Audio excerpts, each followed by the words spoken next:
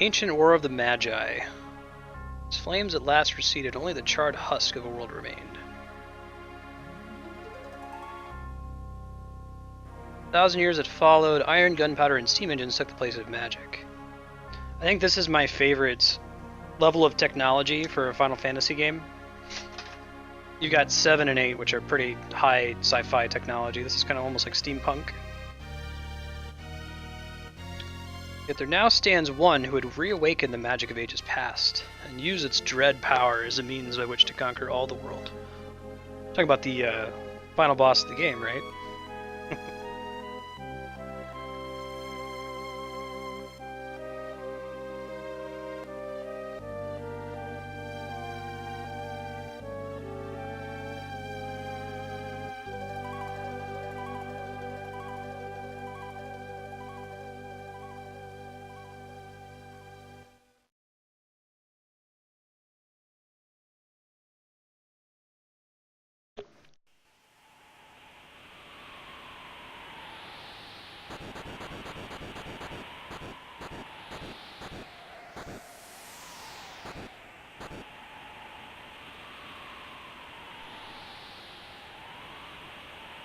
Biggs and Wedge.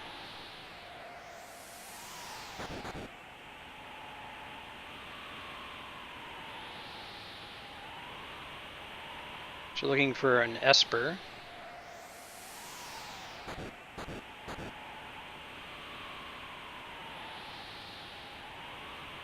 It's a witch. This game is notable for being one of the only JRPGs, actually one of the only games I've ever played that does not have a main character. Terra is probably the closest thing. We'll talk about that a little bit later when we get further in the plot, but it's definitely an ensemble cast game.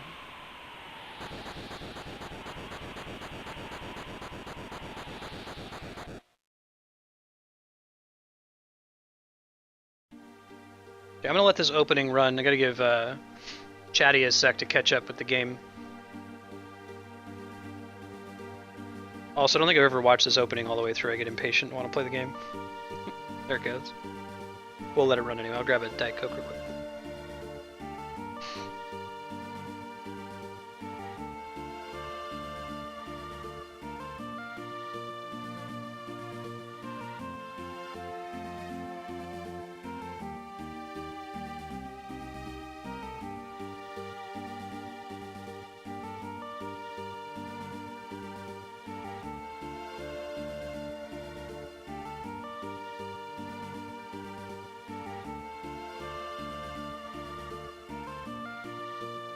Yeah, Nobuo Uematsu.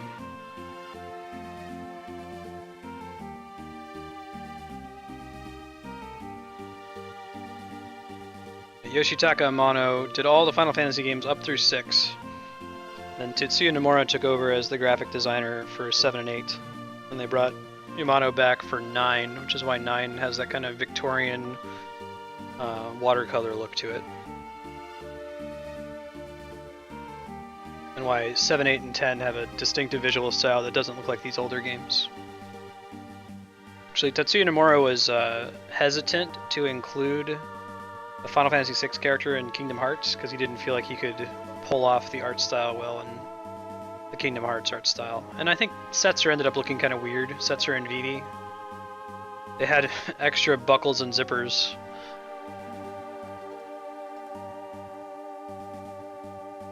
Oh man, this place actually scrolls. Because I've never watched this all the way through.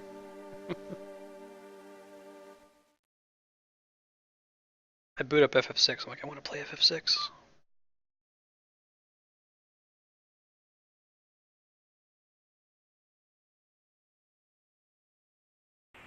Cool. Hey, Ino-chan, how's it going?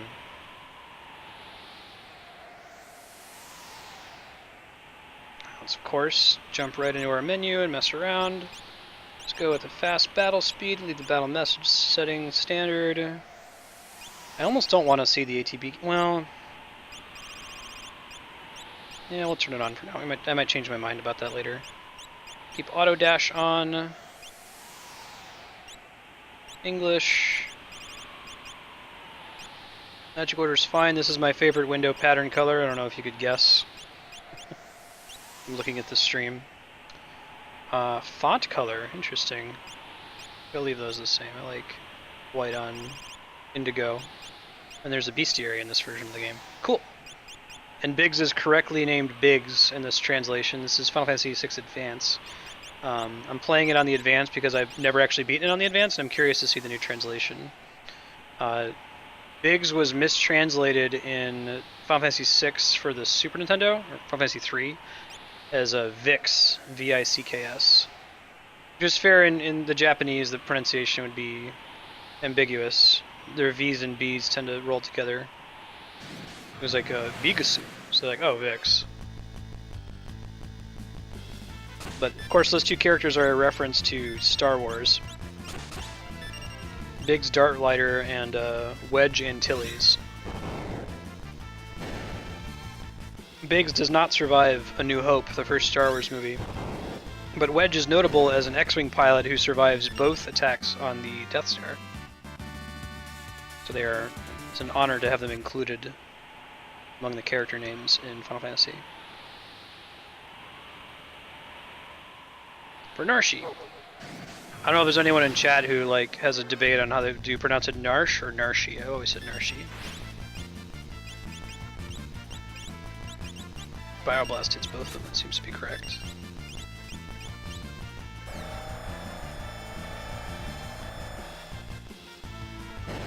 Nice.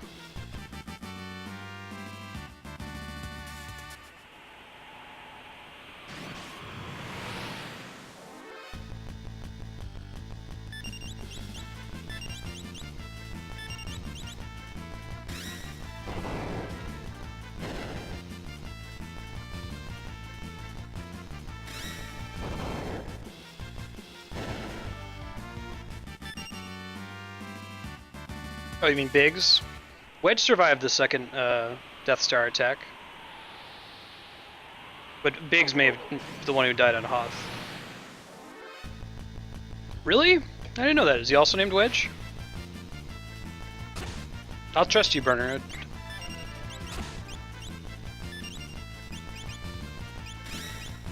I know the only one I'm for sure that dies in the first Death Star attack is Porkins.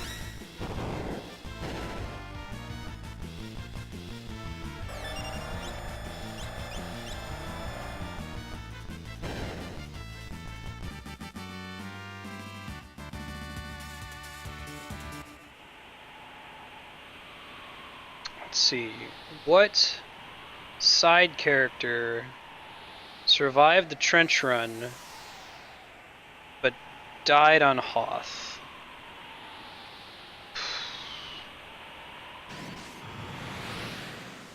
And maybe it was Biggs? I don't know.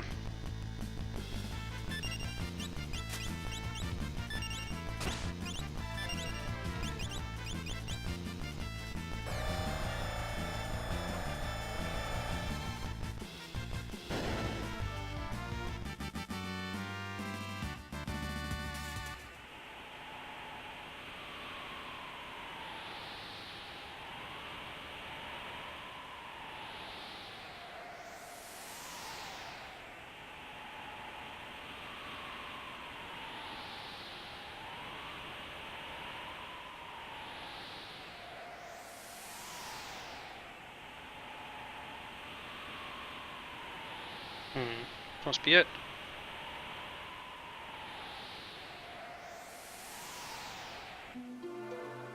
Aha! Thank you for looking it up. Did you find out who you were thinking of, Burner?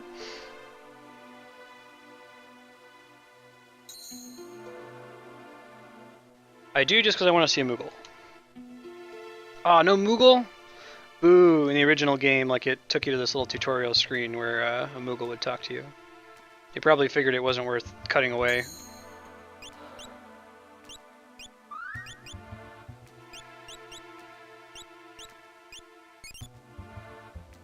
That's good enough. Short one hit point. Yeah, let me know if you figure it out, because I'm all about obscure Star Wars trivia. Alright, so The boss music that plays in Final Fantasy VI is my favorite regular boss music in a Final Fantasy. Oh, they absorb poison damage. I didn't know that. Okay, I learned. Special boss music, Gilgamesh's theme, Clash on the Big Bridge. Later, Chili Down. Hope to see you this Saturday. D&D. Thanks for stopping by. Good to have you.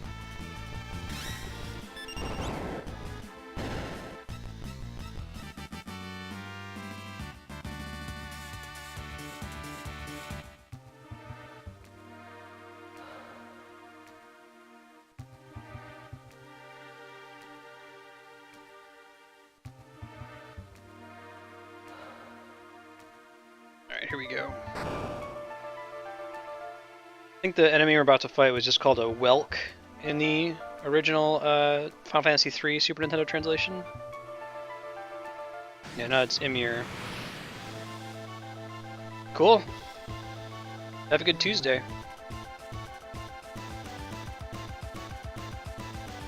Like this kind of common thread in a lot of Final Fantasy games. It's also in 7, like where the first boss has a counterattack sequence to sort of teach you about being tactical with when you attack. Ah, so they still called it a lightning welt. Ymir, that name is from Norse mythology. It's the great giant that Odin and his brothers killed. And they made creation out of his corpse, basically. So, like, the sky is supposed to be the hollowed-out skull of Ymir. Not particularly related to this, like, snail monster, but Final Fantasy has given me inspiration in that regard. Like, I always have trouble coming up with fantasy names in my D&D and tabletop games. Then you think about some of your favorite JRPGs, they don't even come up with their own names, they just rip them off. They just go to mythology, or in the case of like Terra and Celeste, are just English words that mean earth and heaven. Yeah, so do an homage, we won't call it a rip-off. So yeah, I waited there for the slug to come back out. If I had attacked the shell, it would have counterattacked with Megavolt. It was not good.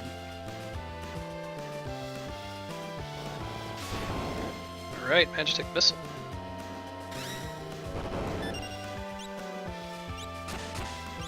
I have a feeling he's about to go back into his shell. Yep. Glad I waited. I'll wait again.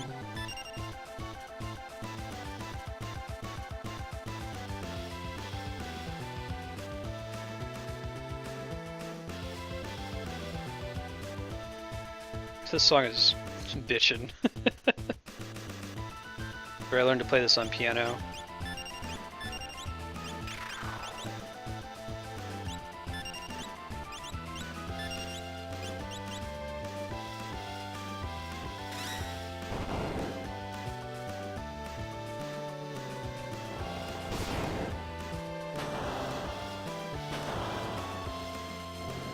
I'm trying to think if there's a regular boss song that's competitive. 7's is pretty good. I like 9's regular enemy battle the best. It's like the normal fight.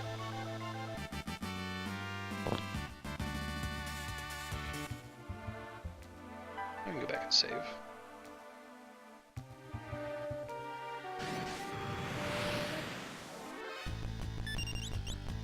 If I like to do anything, it's save compulsively.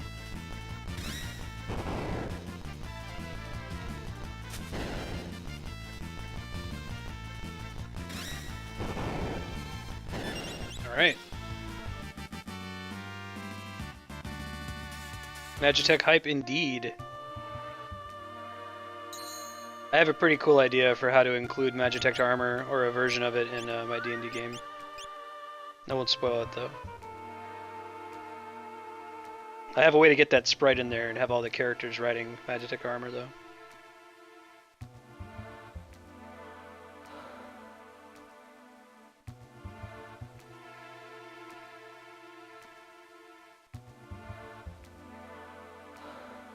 Frozen Esper. Tritic, I think it's called in the SNES translation. I'm just gonna keep it as Frozen Esper for now. Biggs and Wedge are not long for this world. Spoiler alert.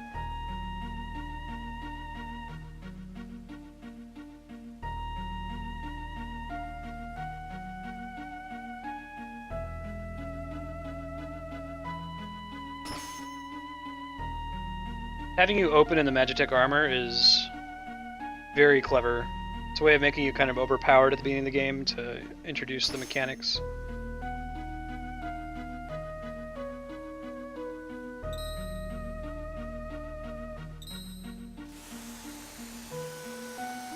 Tritic. Or I pronounce it Tritic. Try talk. You always gotta save compulsively in these games. You never know what's gonna happen. Shit, the power could go out. Had that happen a couple times. Only needs to happen to you once before you become a compulsive saver. Alright, I'll talk to you in a sec, but I want to take your elixir. Right!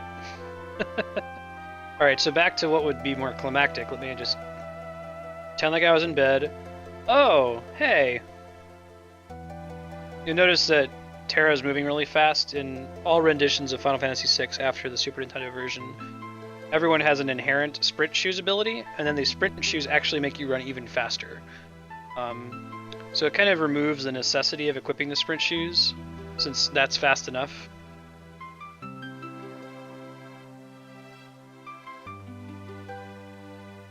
Yeah, me too, D-Rock. Even though it's been more than 10 years since I've played 6, I remember a lot in this game. This has stuck with me.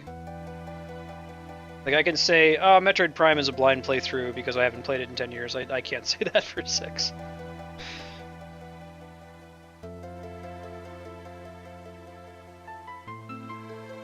Slaved by the Gestalian Empire.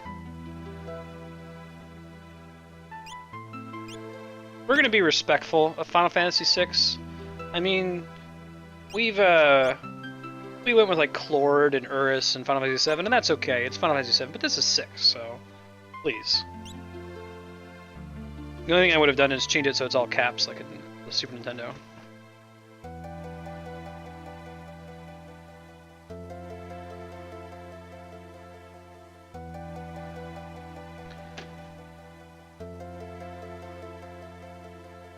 So I used to do the opposite in the Super Nintendo, is I would change her name so that it was correct casing, instead of being all caps. Yeah, right, T-Rock. Who puts, like, especially like elixirs of all things. Here, let me go grab this elixir so that I never use it in the game. Terra. Terra would have been good.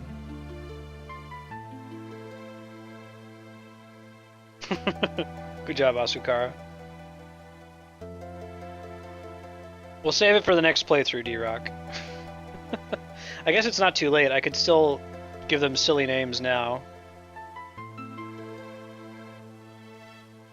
No, I think Locke would have to be Lork.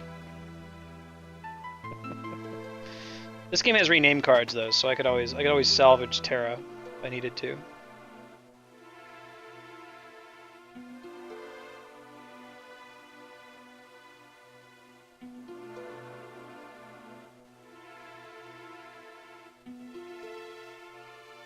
Who was with Luke in his snowspeeder? I don't know, but they're hella dead. You're right. It wasn't Wedge. It's like I've repeated that bit of trivia so much whenever I see Biggs and Wedge in a game that if I was wrong about it, I would feel really bad.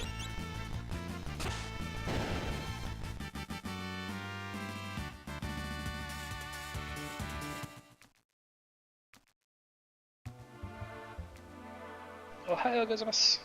Right. Saving compulsively.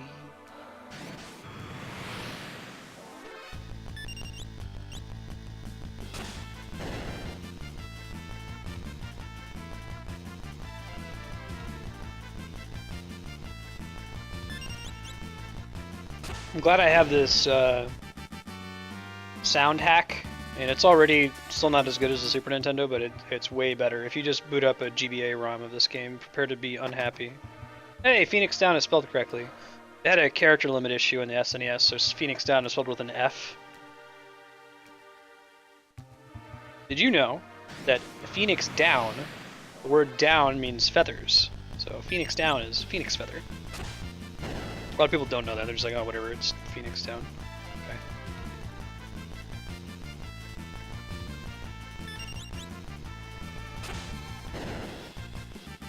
Yeah, Wedge is hot shit.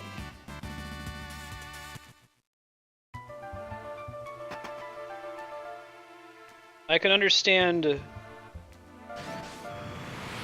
some kanji because I took 3 years of Mandarin, and kanji is Japanese for Chinese characters. So they're the same characters, sometimes they have slightly different meanings. I can pick out some radicals here and there. I can't read hiragana, although it would be helpful if I could. And I know anime Japanese, so I can tell you to do stuff faster, I can call you an idiot. I can say, what? Phoenix up, pick you up. Phoenix doesn't work on Eris.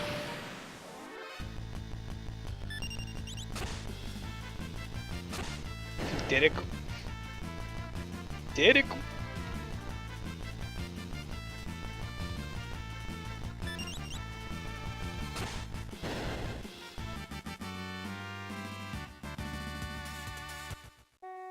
One thing I like that's missing in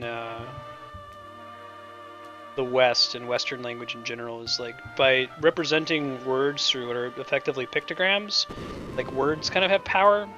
You'll see that a lot in JRPGs and Japanese games in general. Like they'll just like draw a symbol for something and it would be a big deal, but if you like were in English and you just wrote out the word water, you wouldn't be like, oh, that has power over me. Like those are those are 6 sounds that phonetically come together to make the sound water.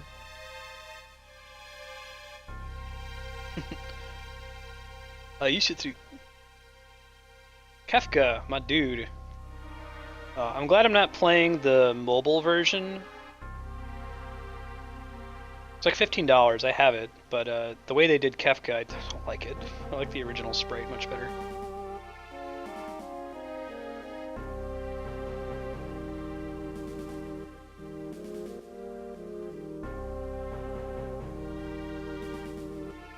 I try to avoid overt Final Fantasy VI spoilers.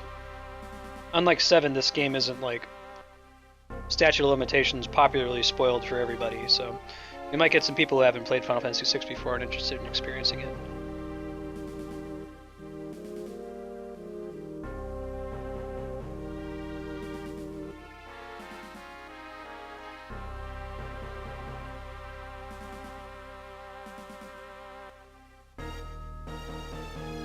That's cool, D-Rag, I didn't know that.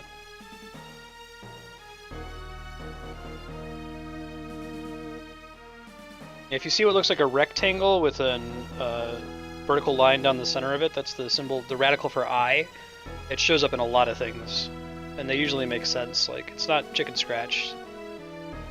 So the best way for me to remember Mandarin Chinese characters was to figure out the reasoning behind their composition, even if it didn't make any sense to Western sensibilities, because it would be so weird. It would be easy to remember. It'd be a good mnemonic.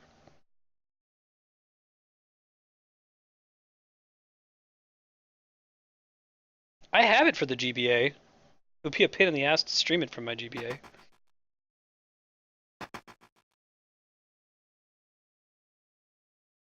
What? Robbing and plundering? Bro, I'm a treasure hunter.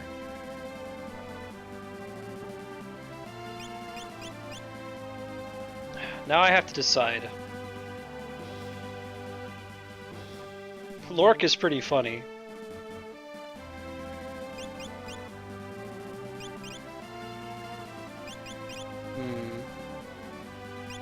I feel like I should leave it to fate. Got like a coin I can flip nearby. Here. Heads I Lork, tails I Locke. It was tails. Lork got his chance. Next time. I'm sure we'll do 6 again.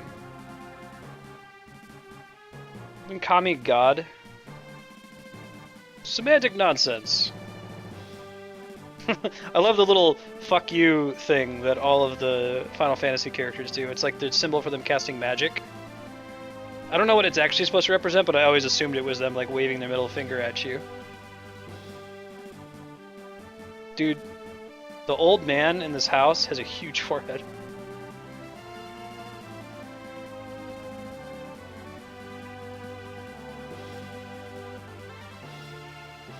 This is by far my favorite sprite style, Final Fantasy VI. Like the proportions, you'll see there's a pretty active sprite editing community for Final Fantasy VI. Hey, welcome back, Unsung Rifle.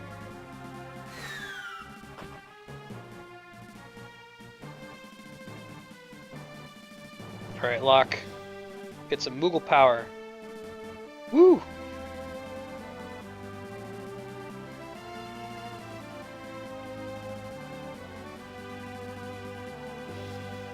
This is a cool sequence.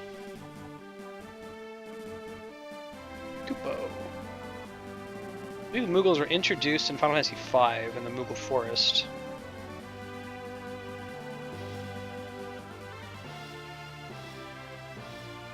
Right.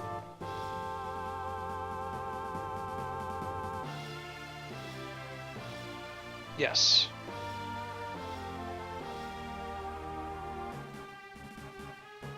Yep, got it. I want to focus on the ones that have Mog or Locke in the party, since they're going to actually have experience. That matters. Ooh, you know, I played a lot of this game, but what I don't know is whether anything has anything that's worth stealing. I like that 9 makes it easy for you by just having everything, every boss in the game has something that's worth stealing, but I don't know my steals, so if you know an enemy has a good steal, let me know. Moglin, Mogret, and Moggy. I'm gonna get my vanilla Mog up in here.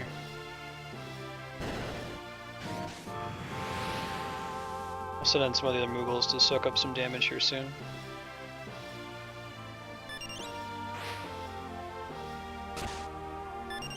I couldn't kill him before he snowstormed. That's okay.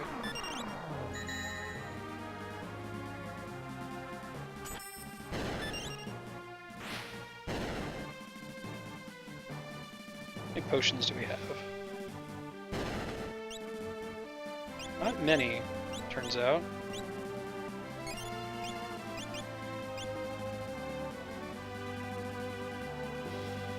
Try to kill that middle one with one of these guys.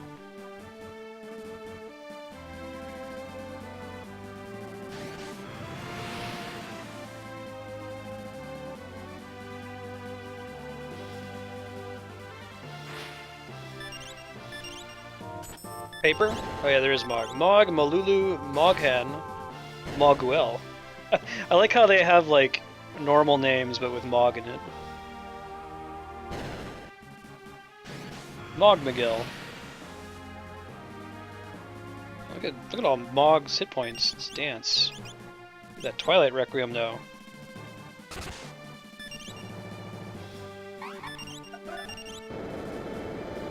Insta kill. Eat it, Wolf. Lobo. Nobody got time for your nonsense.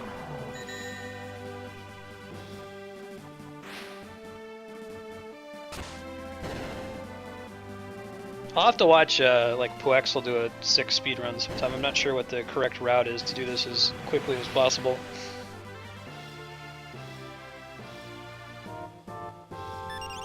You might be able to do Snare to just barely kill that Megalodoth before it can use its attack.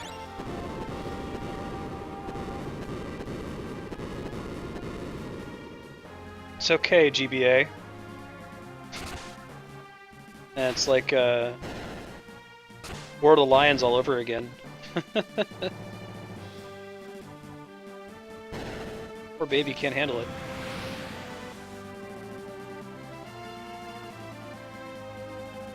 What I don't know is whether this experience for Mog carries over when we get him. I don't think it does, but whatever. It's fun. Nice block on somebody's part.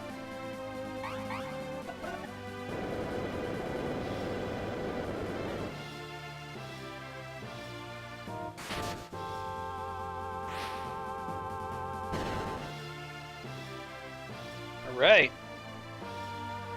Team Mog for the win. Alright, well we've got a group that's at max hit points. They're less interesting though. I can't take their stuff off, can I? That'd be too good. Chocobo brush, huh? That's cool. Cosmog, Mugmug, Mogwin, and Mogsy. Hey, technically Will. Yeah, good to see you. Moogle hype.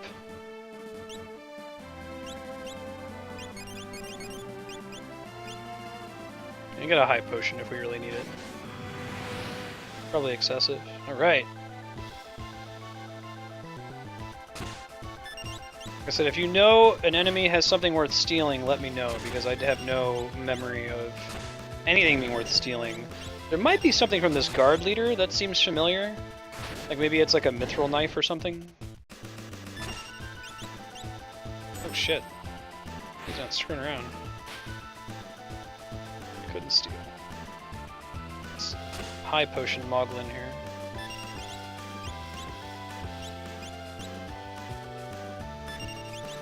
Do one more steal, and then if it misses, we'll go back to regular attacking. There it is, mithril knife. See, my memory didn't fail me.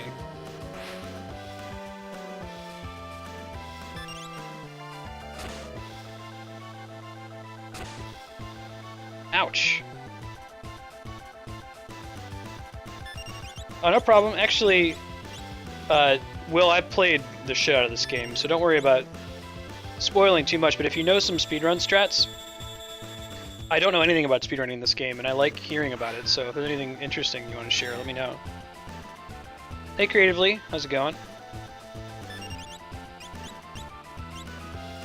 I'm going to try avoiding overt spoilers myself on stream, because there might be people joining who haven't played it before. Aw, really? Damn. I didn't think I could remove any of their weapons and shields. Is that still true even if this is the Game Boy Advance version?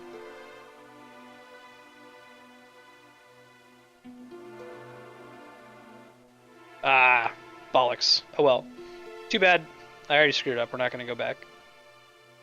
I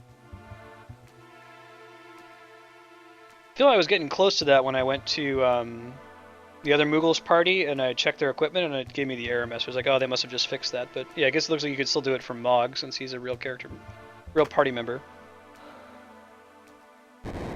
Also, what's up, Warrior Chaos? How's it going? Yeah, it's not a big deal. If I'm not doing a speed run, we're probably just going to be doing some random battles anyway. I got the mithril knife. Xavier, thanks for the Moogles. I'm excited to check out this new translation. Ted Woolsey's is pretty good in the original Super Nintendo version. Well,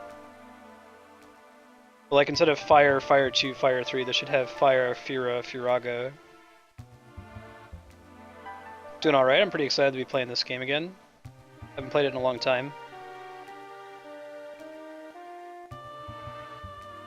Figured I've played it on the Super Nintendo enough times, I may as well give the GBA version a try and check out this new translation.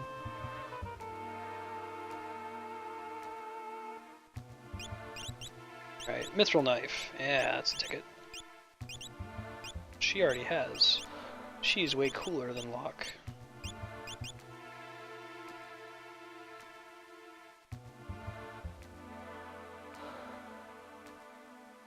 Alright, there's at least one monster in a box in there, so let me go outside and save real quick.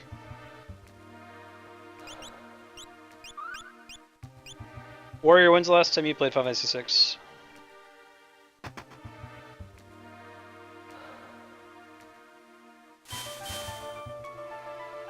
Alright.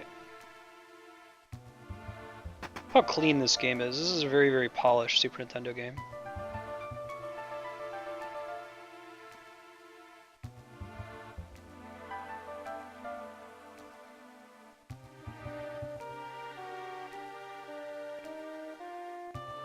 Now, it's good to know how the saving system works. It's different in every game. Like you don't completely lose everything, you get to keep your experience. Game over.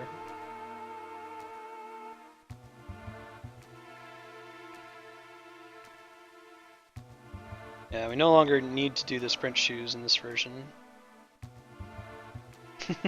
Same here, Warrior. I played it so many times though, I remember almost everything. Except unequipping Mog, it turns out. The monster in a box, right? Not a hard one, but...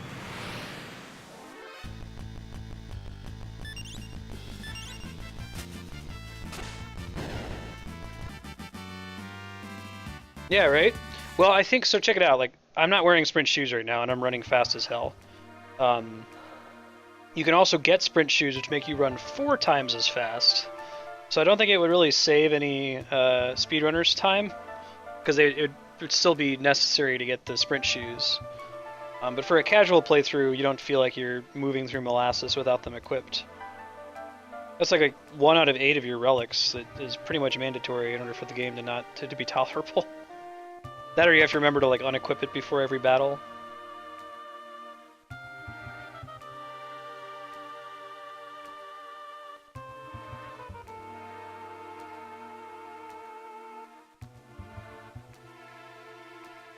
Okay, good to know. Sleeping bag.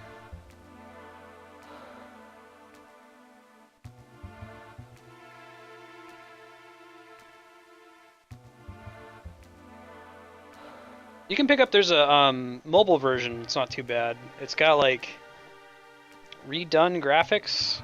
The maps are the same, but the character sprites and the monster sprites have been redone in a interesting style. I think I prefer this sprite look to it, but it's, yeah, if you've got a mobile phone and you want to play Final Fantasy VI on the go, it's worth picking up.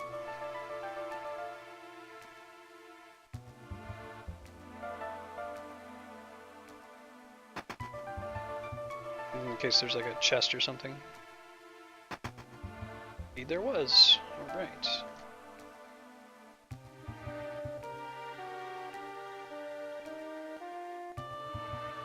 If you do play this on GBA, first of all, I recommend that you, if you don't have a physical GBA, there we go, playing it on an emulator, pick up 2 patches. You can Google them. It's Final Fantasy VI Advance Palette Patch and Sound Fix Patch. The palette in this game, when they ported it to the GBA is a really dark screen, so they had to resaturate all the colors, make them super, super bright, so that it would be visible on a GBA screen since they're so dark. And the game is generally pretty dark. So the palette fix corrects the palettes to make it like the Super Nintendo again, and the sound fix fixes the music so it's closer to the Super Nintendo. It's still not quite perfect. You can kind of hear a little beating sound in the battle theme, but it's certainly much better than the vanilla Final Fantasy VI GBA experience. It has a lot of nasty sounding synth sounds. Yeah, like eventually we're going to do Final Fantasy X, the HD re-release that came out fairly recently. And I wish I could get that, but patch it with the original sound, because they like remastered all the music and I don't like their remasters.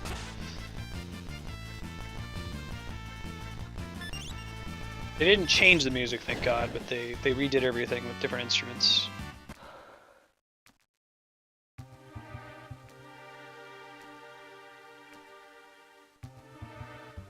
Yeah, I'm excited to do both of those on stream. I only played 10-2 once when I first came out. It's the same. I don't know, look it up. Like, for example, my favorite song in Final Fantasy X is People of the North Pole. And look up the 10 remastered version of People of the North Pole. It doesn't have the same feel because of the new instruments they chose. I wish they wouldn't have touched it. It didn't need to be remastered. You know, I'd also be disappointed if they did a like modern remake of 6 and like used an orchestral soundtrack, because orchestral music is fine, but I kind of like the chiptune style. I like the Super Nintendo chipset.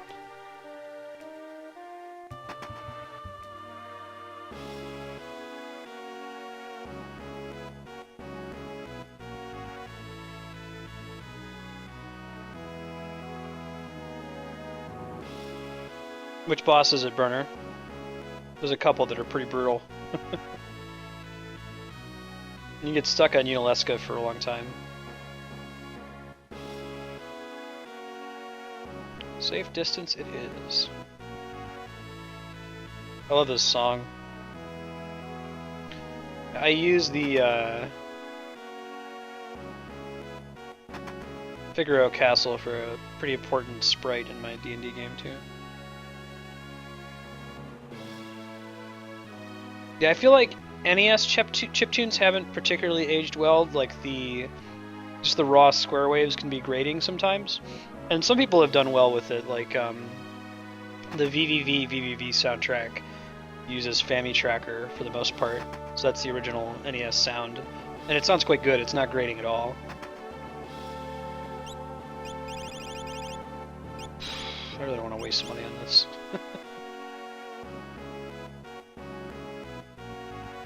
I don't know if I feel totally right about using those potions earlier either, but it was that or die, so.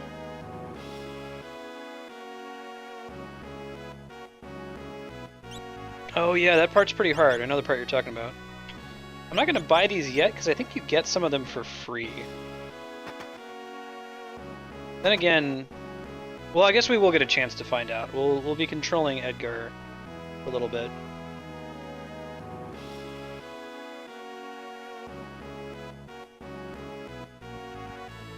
Yeah, I know the one you're talking about.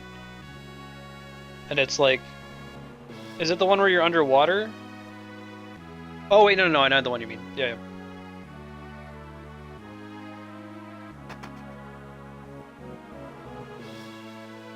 Oh man, where is the Chancellor? The Chancellor in this game is one of the few Chancellors in RPGs who's not secretly evil. What's up, bro?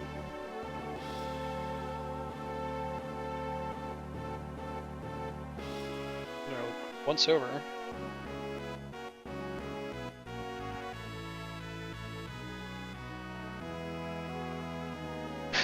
He's doing the middle finger thing. I don't know what I'd call Edgar. We already flipped the coin though. We're going with the OG names. We can still imagine what their joke names might be.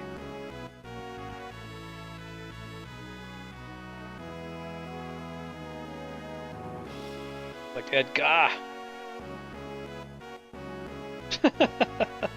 I love how emotive the characters are in this too. Like they're limited in the number of animations they have.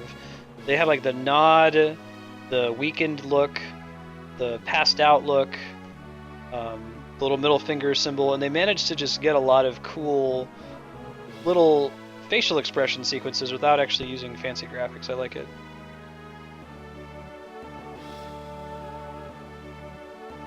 That's where I thought he was before, Warrior. Maybe it's only after this scene. Out of my blood to harm a lady. I like the system of we're all using Terra for different reasons. And a distant third.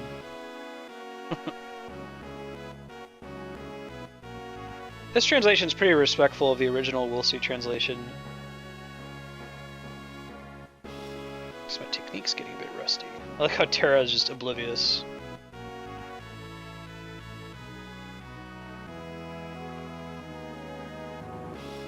Terra's such a good character too. Thanks, I will be doing that. Yep, that's the plan.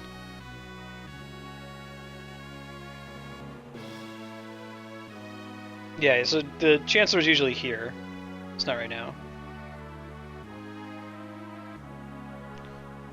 So there's a word that's similar to Gestalt in several different JRPGs. There must be a word, like the root word in Japanese must have something to do with Empire. I don't know, I feel like I've seen that word frequently. Ah, yes. The granny, like their wet nurse or whatever.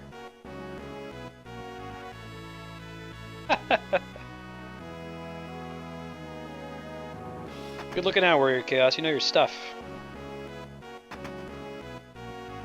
Now we're good.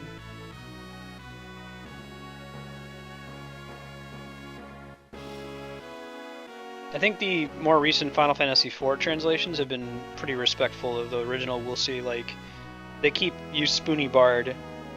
I feel like if there were college classes on translating Japanese games into English, that Spoony Bard would be a case study.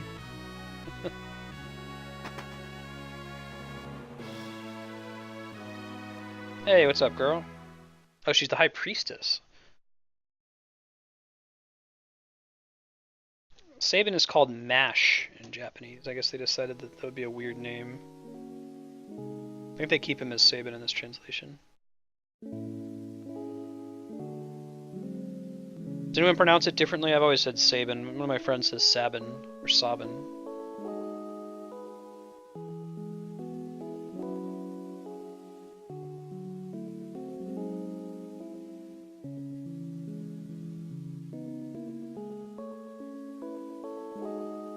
It's cool, Sabin.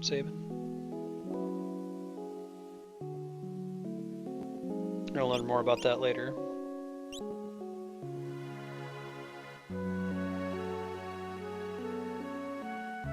Oh yeah, no problem, Will. If you want to, I did a 30-minute highlight reel. I mean, it's like 4 hours. That's a long time to commit to watching something, right?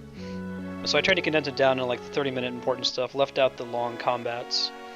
That's what makes D&D take so long, is like a battle is usually an hour.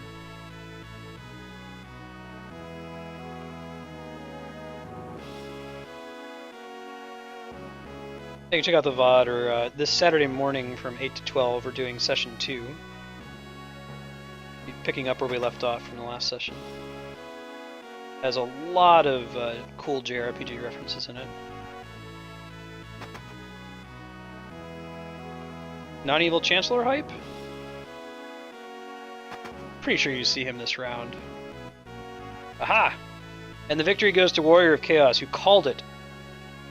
The king's brother was so disgusted by the succession that he fled the castle. So that makes sense. His dialogue has to do with Sabin, so he doesn't say anything about it until you learn who Sabin is. And the matter was, in fact, settled by the flip of a coin. Catch you later, dude. Thanks for stopping by. As always, a pleasure.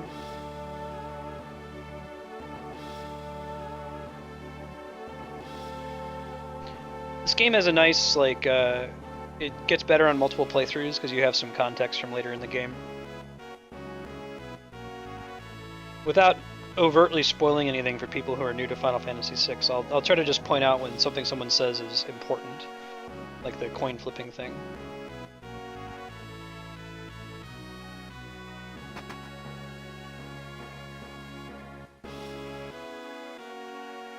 That's where we go to progress the plot, but let's talk to folks first.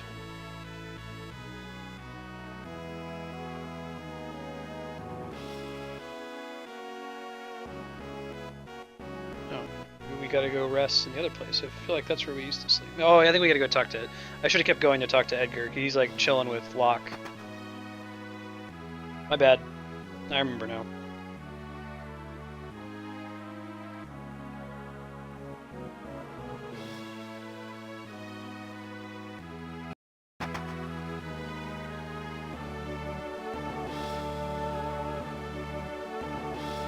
I heard tell.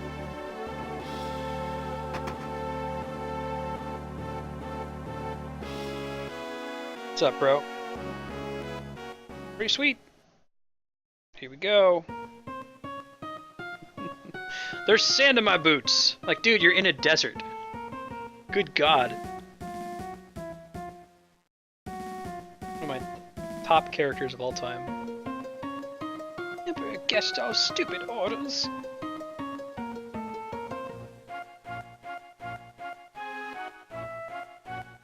Ahem.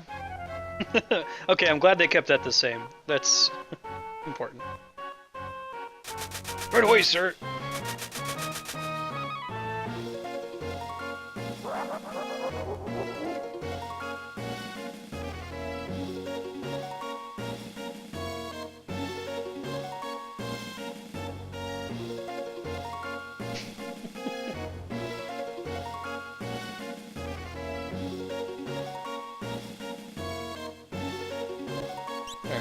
Does he get anything? He gets the auto crossbow for free. So I'm already too late, I think. I don't know if it'll let me up here. Yeah. That's okay. If we don't have the other two items.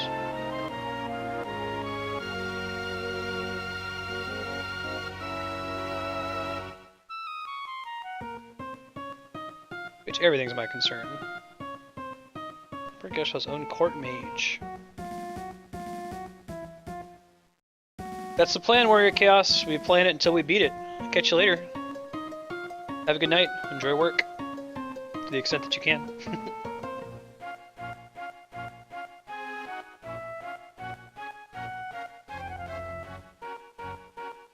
She merely stole something of minor value.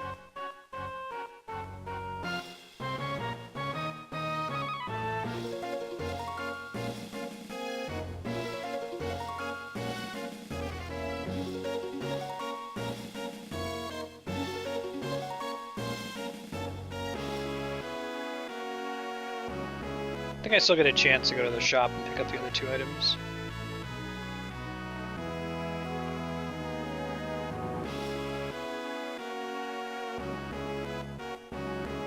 Not all tea and crumpets. But it's at least partially tea and crumpets, right? Nope, not following you. I'm looking ahead.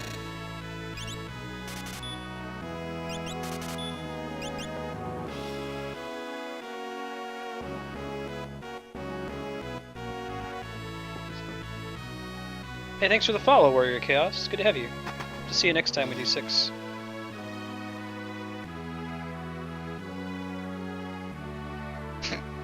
Just keep talking to Locke on his way down. It's like, what?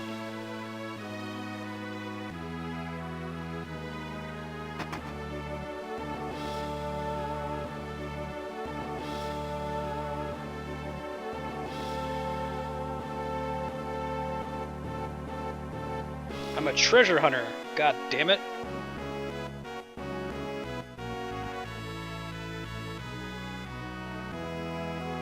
No, you're a liaison.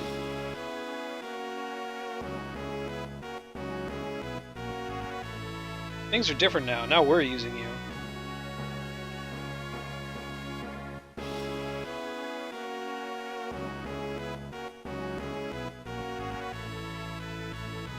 The thing about this is a cool challenge. The audience needs a character to imprint on, right?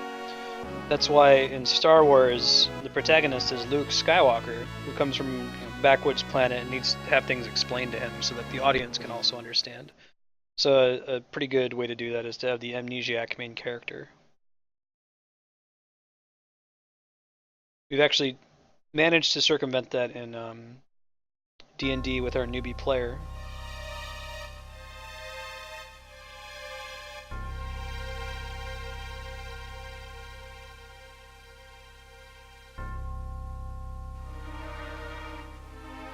What's that, burner?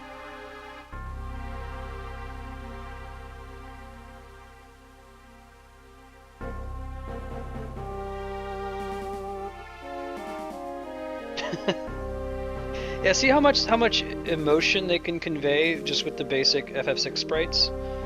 Like, that dude is panicking.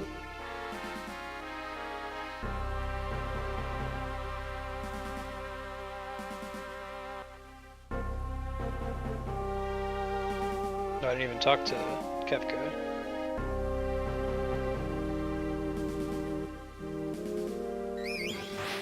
Nice.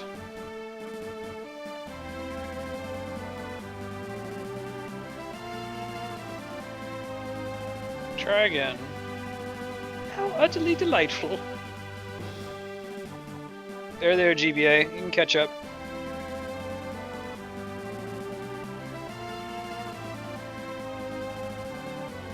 Yeah.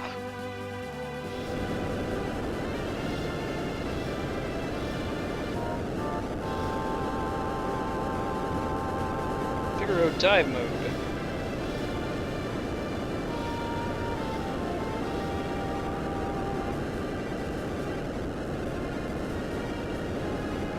The idea of a burrowing castle is pretty cool.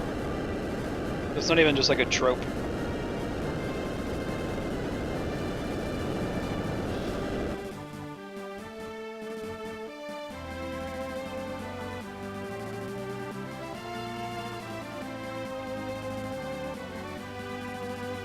Ah!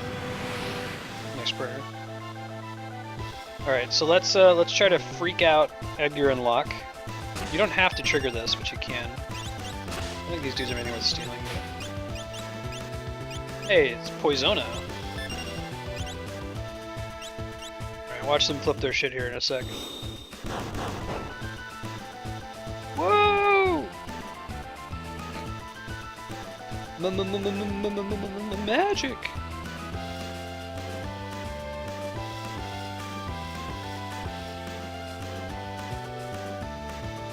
I like Locke's attitude toward it. Until now. It scrolls all super fast. Ah, that's too bad. In the original Japanese, or the original Super Nintendo translation, it just like scrolled the screen super fast.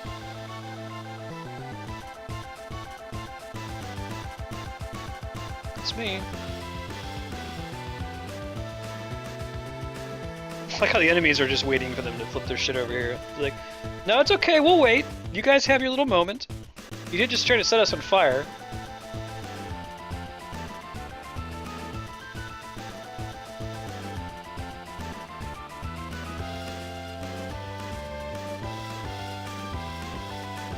Oh yeah. Wink.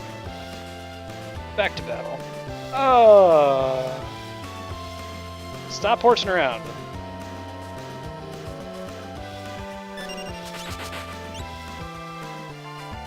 Got battle to fight, guys.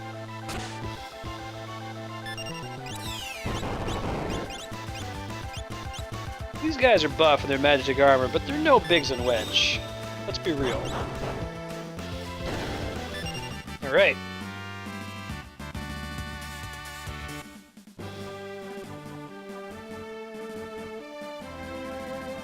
Figaro.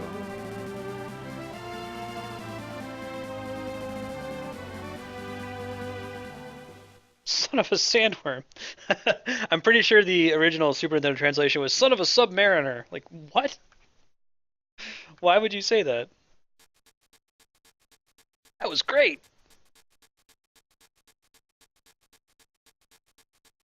No, here we go.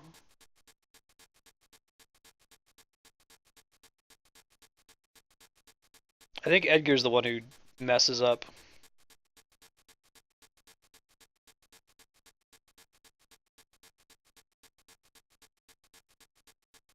I like that the game makes it a little bit clearer that magic disappeared 1,000 years ago.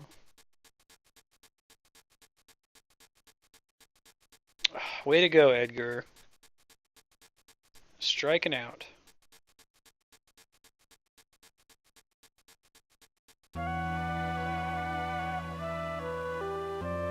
At least he knows he screwed up.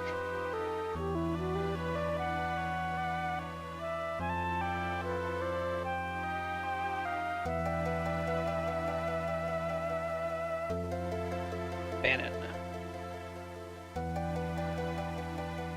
Hey J Pry, how's it going?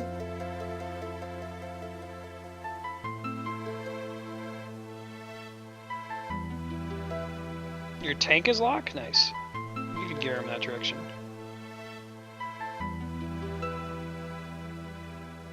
I like Locke a lot as a character.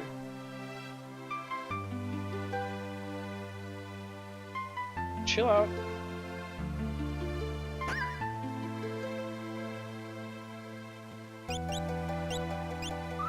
Alright, so I have this horrific memory of like dying repeatedly in the Figaro Cave. I'm actually gonna go and buy some more items. I'm gonna be getting some fights on the way.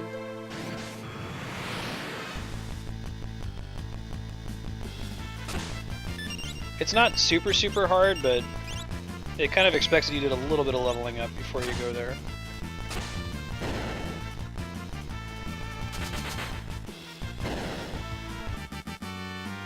I'm curious to see how these later versions of Final Fantasy VI introduce blitzes to you, because I was stuck on that first blitz battle for a really long time as a kid when you have to do pummel.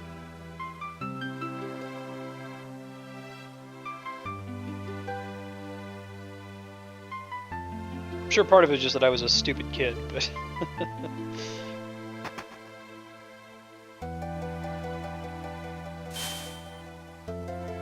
I don't think there's actually a shop here. That might have been our only shop opportunity.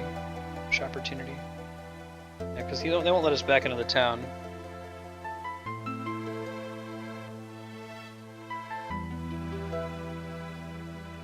can use this as a base to level up a little bit.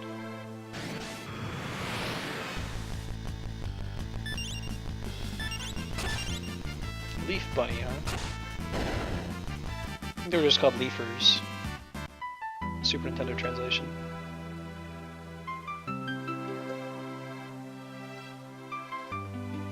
Because Figaro proper's gone. There might be like a little chocobo hut down here with a guy who sells potions.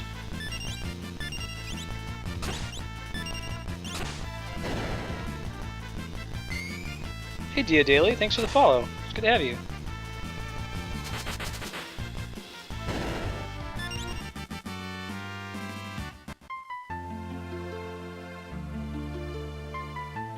Okay. Yeah, so that's Figaro proper. All the way northwest, I think there's a mountain range that's preventing us from going that direction. It's like Collingen, Locke's hometown. Yeah, I don't know any of them, Burner. I think I know,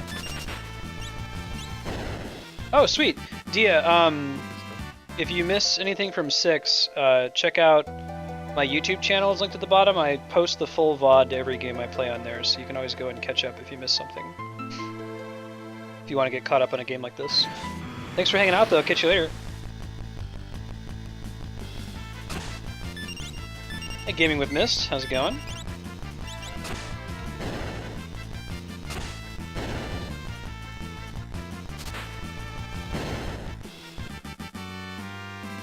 Yeah, I usually post them the same night that I finish streaming.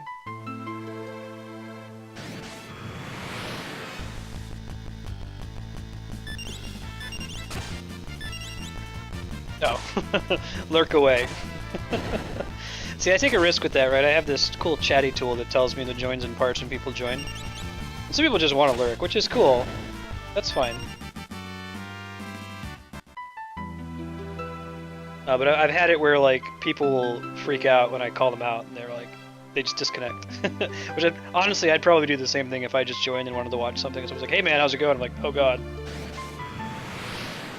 can I just be?" Yeah, I think we're probably good. We're gonna run up to Narshi real quick. We'll hit that bucket again that heals us to full, and then we'll move along and do the mountains. It's refreshing to have these quick battles again, right? I like that about Bravely Default. Bravely Default is one of the first JRPGs I've played that really innovates on the JRPG style, like letting you fast forward combat, letting you dynamically set what the encounter rate is. If you're going through a part that you just want to solve the puzzle and don't want to deal with any random battles, you can shut it off. If you're doing a part of the game where you need to grind for a little bit, you can turn the random battle rate up temporarily. You don't need to find like an item or anything to do that. But a lot of JRPGs, especially starting from like the PS1 era, oh my god. Even Chrono Cross. Chrono Cross was a great game, but you saw like if we had a sequence where we had to do 6 battles, that's about an hour and a half of work.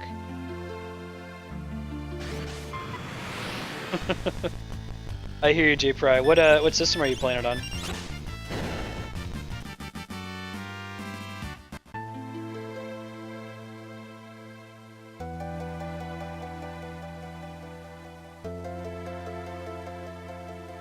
Probably PS1 if they're particularly slow, right?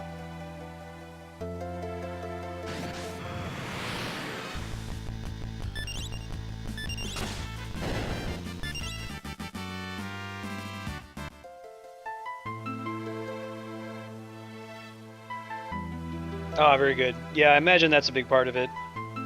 That's really bad in Chrono Trigger. We were talking about that a little bit earlier, the load times and battles.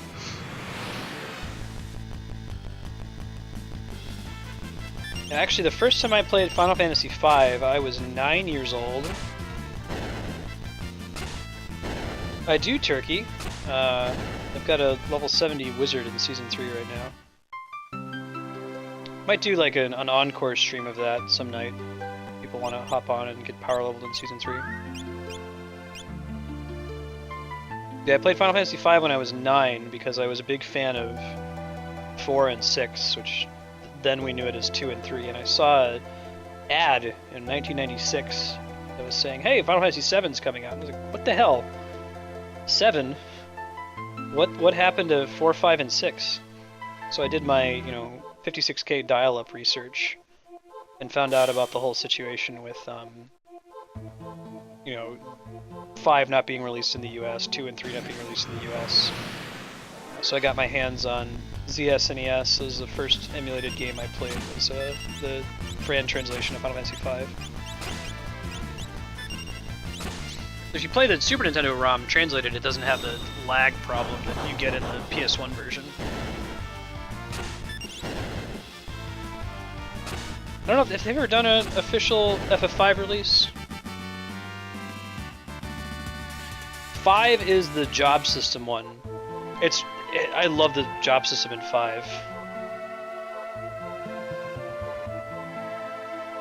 Nice, J Pry. It's a good one to come back to. You feel like you're back in the Super Nintendo world. I remember when I was playing the ROM when I was like 9 years old.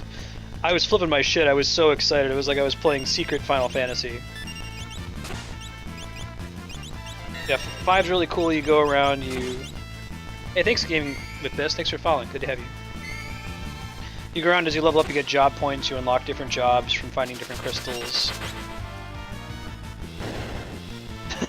Alright, Turkey. Here, let me give you my battle tag.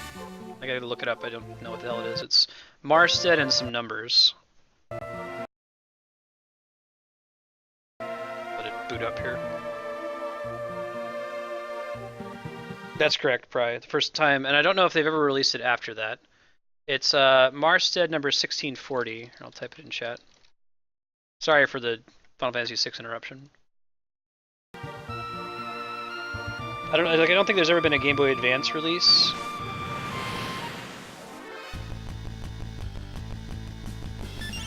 I think your only opportunity to play it in the US is the PS1 copy, if you're not playing a fan-translated hacked ROM.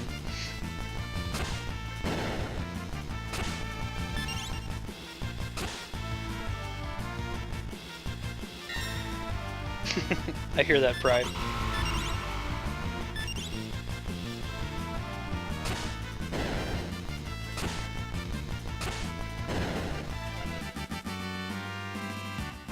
Oh, cool. Cool. GBA then. I guess that would be... We'll do Final Fantasy V eventually on this stream. Got a lot of new people today. The goal of this stream is to eventually play every good game that's ever been made, at least once. I firmly believe that if I was able to stream 24 hours a day, 7 days a week, there are enough good games out there that even if I did that every day for the rest of my life, I wouldn't be able to play all of them. Cool, man. I'll hit accept. So on that list, of course, is Final Fantasy V. We'll probably do the GBA copy just so we're not running into that loading issue. We did Chrono Trigger on here last month or so, and I wanted to do the PS1 version because it has the cool, like, Akira Toriyama anime cutscenes. But even if you play on a PS1 emulator, it still has the bad load times, so you can't escape it. Your only option would be to play the DS version. Got it, Burner.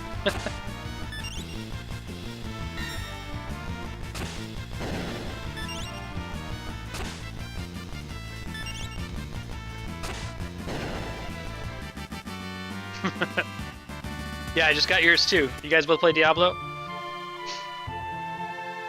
We'll have to do some Season 3.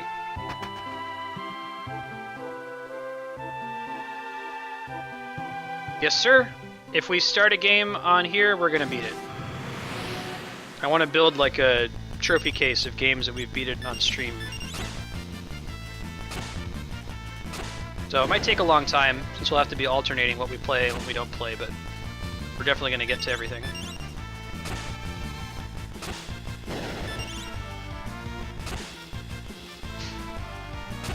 Usually the way the setup works here is it's a 6-hour stream Monday through Friday from 12 to 6, and every 2 hours we change up what game we're playing. So today it was Final Fantasy Tactics from 12 to 2, Okami from 2 to 4, and then 6 from 4 to 6. And then we stagger it every day so that, you're not always seeing the same game at the same time. If you can't make Final Fantasy VI one day because it's at noon, and who can log on at noon Pacific time, The next day it'll be from 2 to 4, and then from 4 to 6. And if you miss it, I load everything to YouTube. You can always go back and check out the VODs, catch up on what you missed.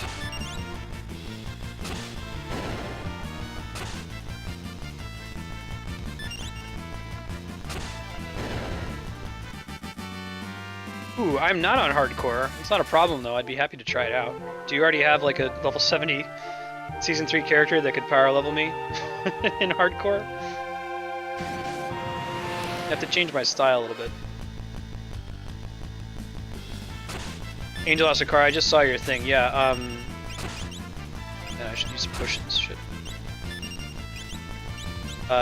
Bravely Default's job system is very similar to 5. That made me really excited about Bravely Default for that reason.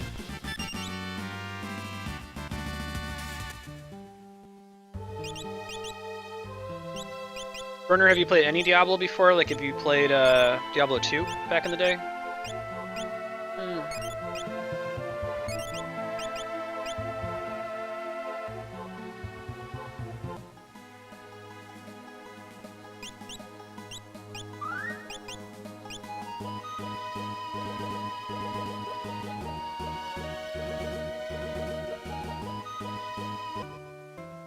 Hey, it's Shadow, and I can actually catch up to him now.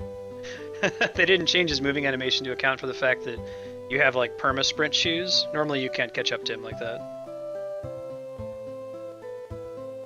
Cool, dude, I might hook you up. If you see me log on at the same time, we'll do it. Sweet.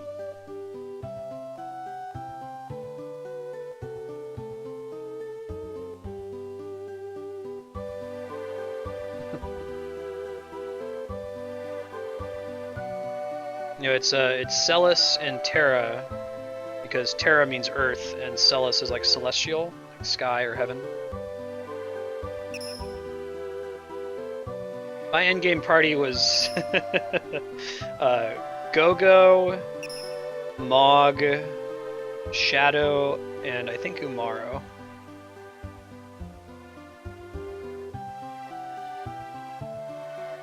Gogo is my favorite character in 6. Alright, we'll see if they kept this. I think that the original Edgar says Shadow would slit his mama's throat for a nickel. They might have changed it in this translation.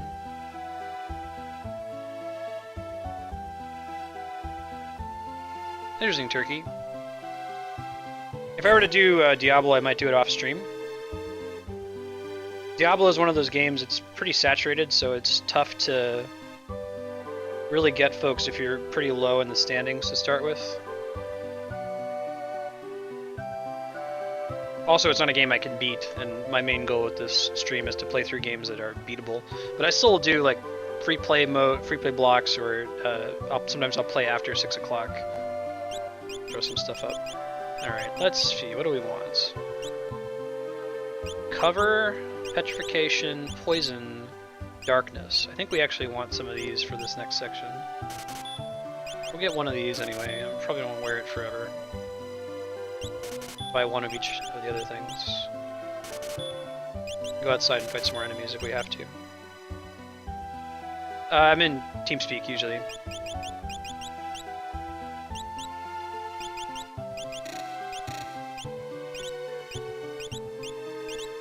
don't think I got anything new, but just in case.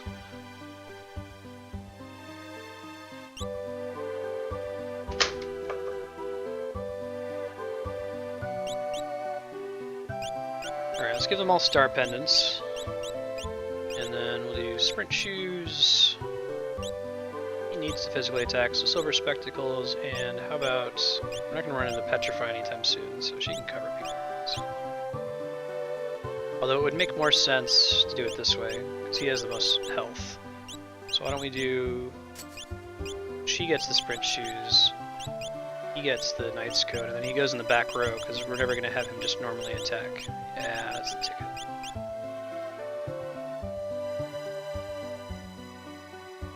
Dude, the sprint shoes are stupid fast.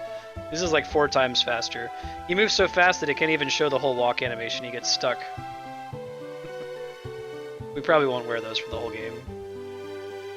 A little bit of overkill. remember if there's anywhere you can get a free stay at the end. Yeah, it's a ton of overkill. Like, you move so fast, it's hard to stop where you want to stop to investigate something. Hey, buddy.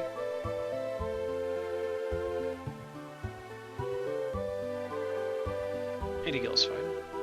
GP is back to Gil.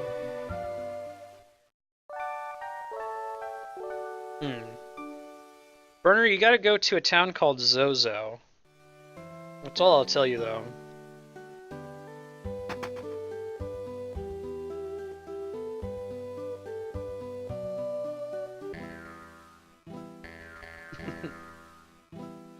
You can speak in code, Angel. I've beaten this game a bajillion times, but maybe you can say it in a way that you and I will know what you're talking about, but no one else will get spoiled.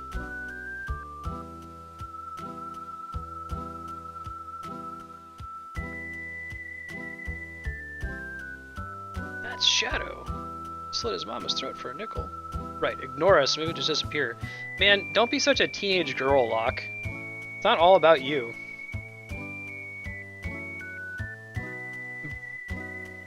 Hey, Turkey.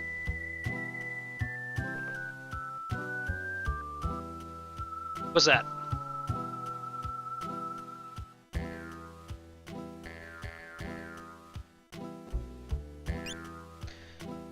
It's a face known to none who live. Burner, have you already been to Figaro and taken it across, like, Burrows under the mountain? After that, you go down and around the continent, and then go all the way east. Yeah, that sounds cool, Turkey. Does Joe Man do hardcore as well? He'd kill his own best friend for the right price. The SNES, the Woolsey translation was he'd slit his mama's throat for a nickel. Alright, Burner, go due south from there. When you can't go south anymore, go west. When you can't go west anymore, go south, and keep doing that. At least that's what my mental map of Final Fantasy VI. And then you have to go east to get to Zozo. Dog eats strangers.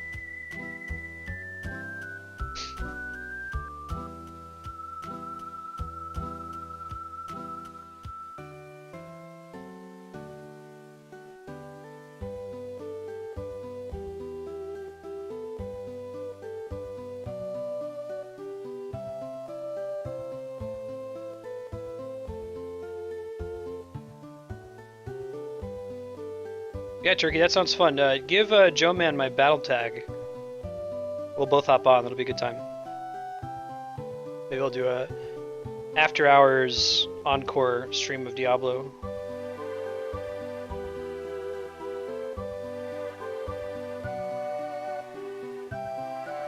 And little girl, you got the wrong attitude.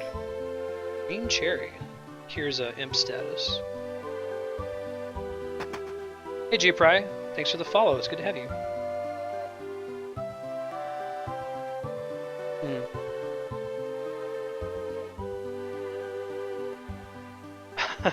I'm presently using this piece of shit with the shitty D-pad. My preference would be to use a PS4 controller. I don't own a PS4, but I bought a PS4 controller because they're very nice with the PC. I like the D-pad, I like the feel of them, but unfortunately they don't play super nice with the PC. The Xbox 360 controller is just plug and play. You press the power button and it starts. This is important. Remember this. This guy is clearly writing a letter to somebody about how to best attack South Figaro.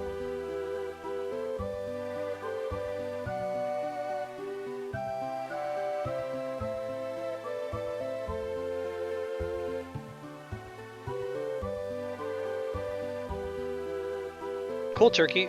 Turkey, do you have any problem with playing Season 3's softcore at all? Like, do you have a strong preference for hardcore? I'm not sure what Joe Man's feeling would be. Because I'd also be happy to power level you to 70 on softcore if you want. The power leveling guide in Diablo 3 that's stickied on the right side on Reddit r Diablo was written by me.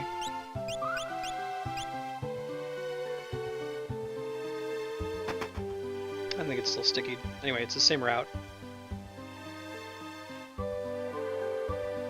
Wind the clock. Wind the clock. Chug, chug, chug. Magitek armor. That clock would have an elixir in it if it wasn't a puzzle. Hey, Slinkbot. How's it going? Oh, the sprint shoes are way too fast.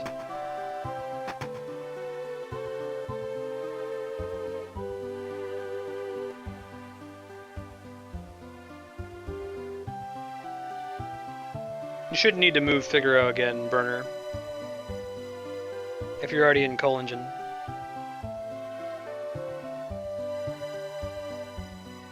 Okay, well I'll play, if you have a strong preference in either direction, I'll play that, but if you don't have a strong preference, I'd probably lightly prefer softcore.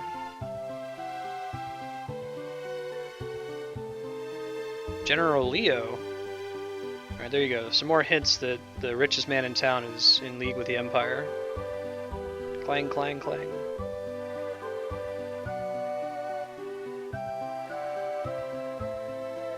It's cool, man. It would be a pleasure to power level you. I actually enjoy power leveling people. Like, it gets you a T6 Heraldric cache from all 5 acts, which is pretty good, and you get a lot of money in the process.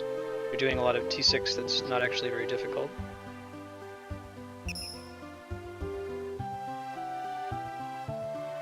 Stuff we're finding in this town. And I'm like on autopilot right now talking about Diablo. Just went in all these little secret areas you find out about much later.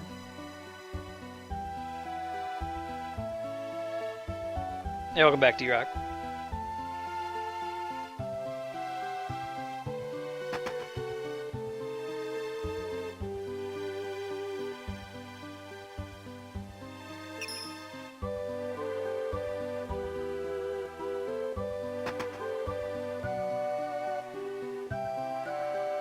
Old man with his cider.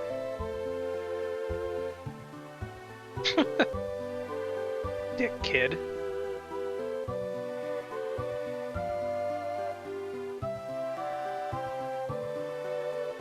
Ah, so that's why there's a little servant's passage to rich man's house.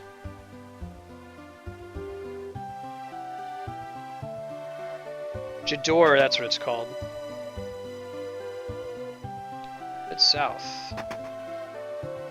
Alright, well we can. I'm gonna buy some extra potions. We don't need a ton of them, but...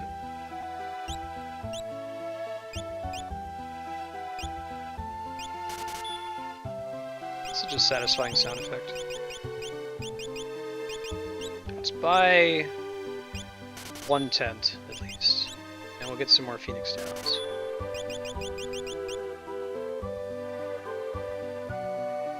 Oh, go ahead, Asakara. You're good. Link away. Oh, Kolts with an S. We might have not have enough money to buy all the armor now, so if we have to, we'll go outside and fight some dudes. 3. I think this one's up 10. Oh. Why don't we start with that one and then see if it's actually better or not.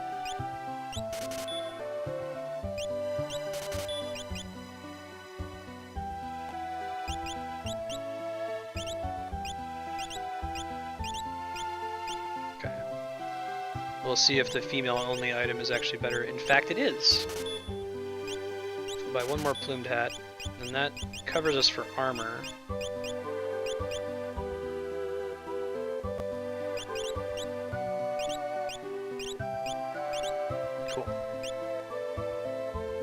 Oh, you totally can pry. Oh my god.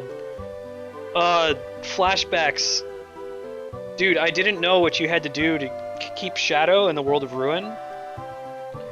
And I was trying so hard the first time I played this game as a child to 100% the game. I'm like, oh my god, I've gotten every character that I had before. Where the hell is Shadow? I cannot find him. It was driving me insane. And I finally just... I forget what happened. This is before the internet, right? I couldn't just like... dial up my 56k modem and look up and find the answer. I was like 6 years old at the time. So I don't remember how it happened, but one of my parents' friends had played Final Fantasy VI, and I was like, how the hell do you get Shadow? It's like, you didn't wait for him? I'm like, what? Of course I didn't wait for him. What are you talking about wait for him? So at this point I was like maybe I was like 95% done with the game, but I refused to beat it with 100%ing it. So I restarted the whole game from the final dungeon just so I could get Shadow. And then probably end up not using it.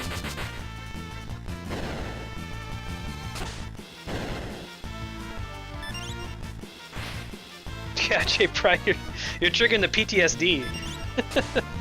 The forgetting to get Shadow PTSD. And believe me, I have never made that mistake again. It's seared into my brain. I do, D-Rock. Oh, Asukara is helping out Burner, who's stuck on Kolingen.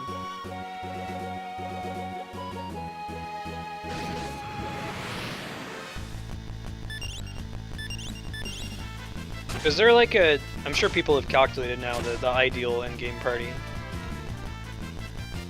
We might... I might bring Final Fantasy VI back after we beat it, because there's a cool ROM hack out there that's called, like... Brave something or other. It came out a couple months ago. It rebalances Final Fantasy VI to fix a lot of the cheesy bugs, like Vanish X Zone. It fixes, like, the magic defense stat, which is useless. I don't think they fixed it in the GBA version. I don't know if you knew this, but like one of the stats, let's see if I can show you here. Magic defense and magic evade are the same stat. Like the number of points you have in magic defense affects your magic evade stat. It's bugged. So the patch fixes that. It makes the enemies a little bit harder so that it doesn't get out of control and too easy. And then it like restricts which characters can equip which espers based on their character class. Gotta go fight a couple more dudes, get enough gil.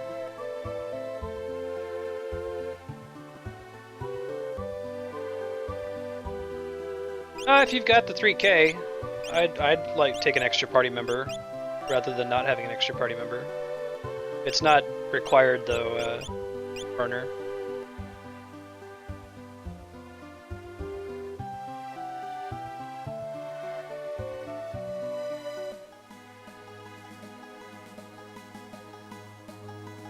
Yeah, so without spoiling anything, Burner, there is a way to permanently miss the recruitment of Shadow.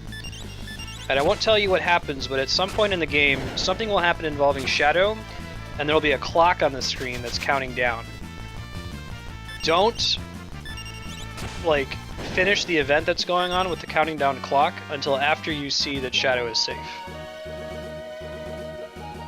If you do it too quickly and you don't let the time run out and see that Shadow is safe, you lose him permanently. That's much, much later in the game from where you are right now, though.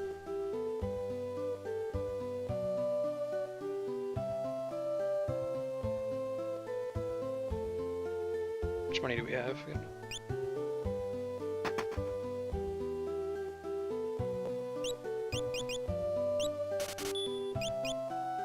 He's already got a mithril knife. You could use a mithril sword. I think you could use somebody else's mithril sword. Yeah! Alright, now everybody's pimped out.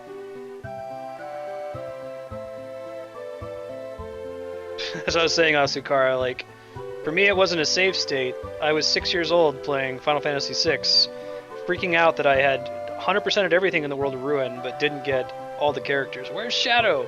I've checked every inch and scrap of the map and can't find him.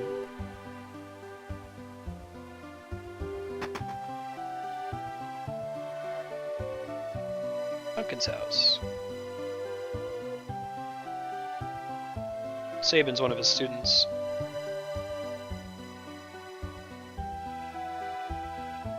Yeah, Pry. No, I agree. Like, I think it's fun to watch speedruns every now and then. You get to see how people have really, you know, taken games to their extreme. They've played them so much, they know all the ideal routes. It's fun to watch Puexel do his 4-hour Chrono Trigger speedrun. But I want to do, you know, the full casual playthrough on Twitch, because I don't think that a lot of people do it, and it's the way I prefer to experience a game. Take your time, look in every barrel, fight a bunch of monsters for no reason other than you need the gil.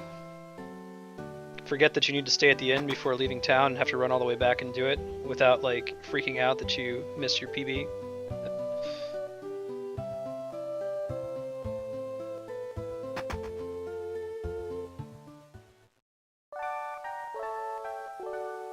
Oh man, I didn't discover strategy guides until Final Fantasy VII, so I was super poor as a kid, right? I didn't get internet until I was like 9 years old, 8 or 9. Um, but the way that I would find secrets in games is I would go to anytime we'd go to the store, even if it was like Walgreens, any store that had a magazine rack, I'd sneak over to the magazine rack. I'd find the Tips and Tricks magazine, and I'd look up all the secrets, and I'd bring a pen and I'd write them down in the back of my hand. Hey Soothsayer, how's it going?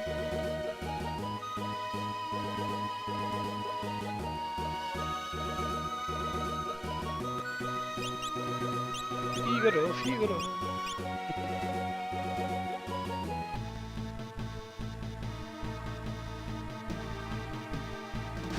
Yeah, sometimes watching speedruns can be intense and stressful even as a viewer.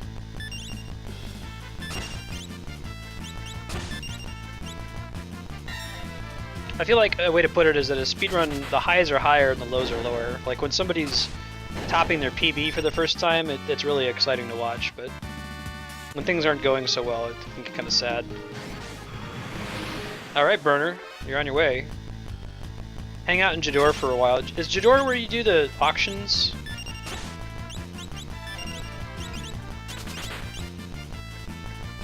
I have my mental map of Final Fantasy VI. D-Rock and I. Same wavelength, bro.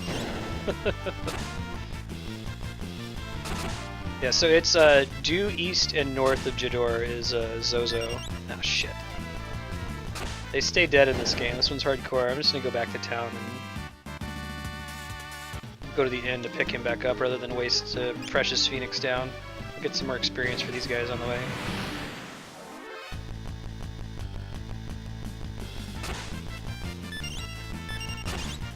Yeah, me too. There's a couple different times you can go to the auction house and get some sweet stuff.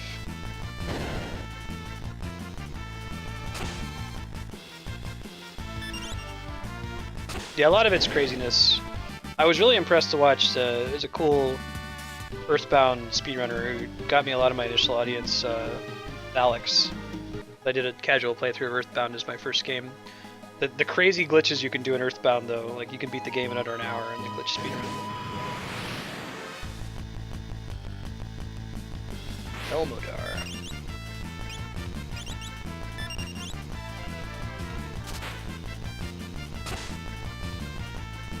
Yeah, is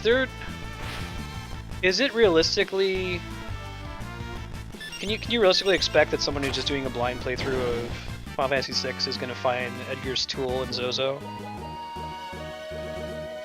Aw, dude, you just lose your hardcore character?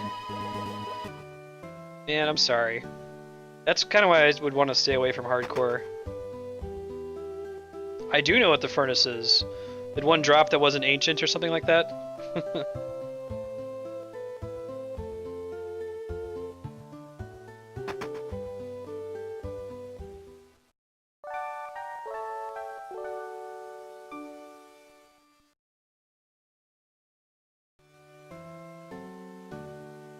Yeah, I usually use tools on Edgar rather than have him physically attack.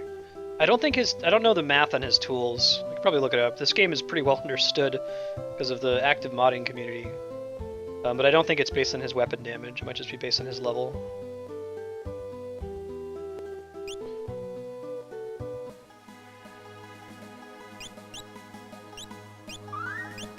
Yeah, Turkey, did you find a furnace? Did you lose a furnace on a hardcore character? Did you lose an ancient furnace?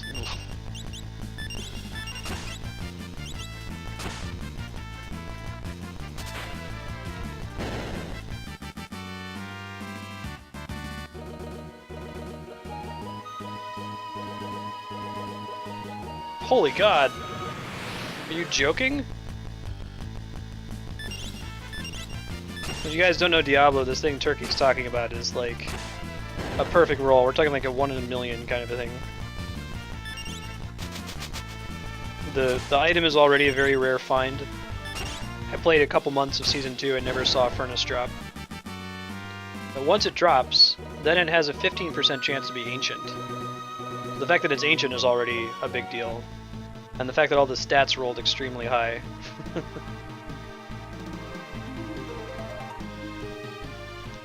telling me you shouldn't play the lottery. Oh, you see the shadowy figure? Maybe he's gone now. Yeah, we'll see him again.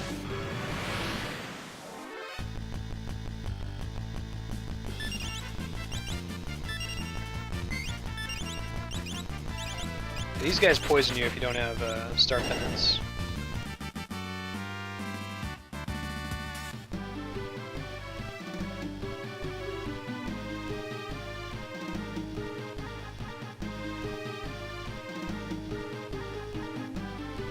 Yeah, I wouldn't be complaining if it was me, Turkey.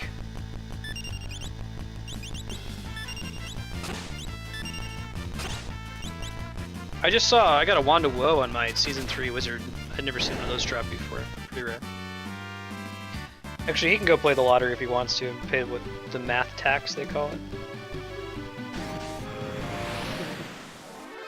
Don't fall prey to the gambler's fallacy.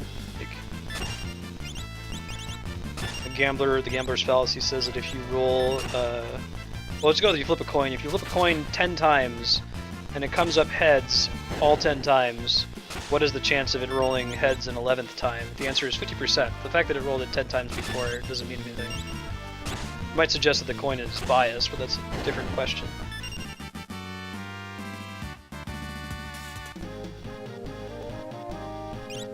Are flails goofy in this one, in 6, like they are in some of the other Final Fantasies? At least I hate them in Tactics because they have like a random damage range.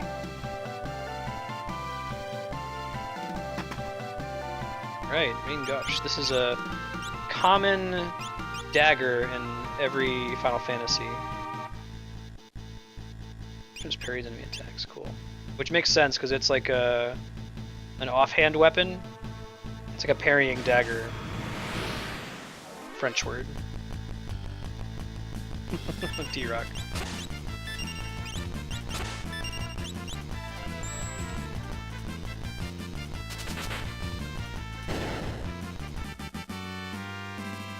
Edgar with an OP auto crossbow, man. Bioblaster's pretty good later, but we really don't want to use it right now.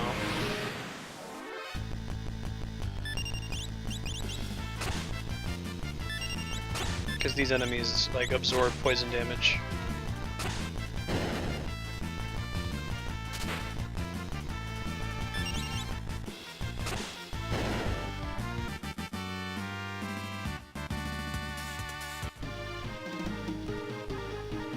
See the shadowy figure walking around there? Sweet hairdo.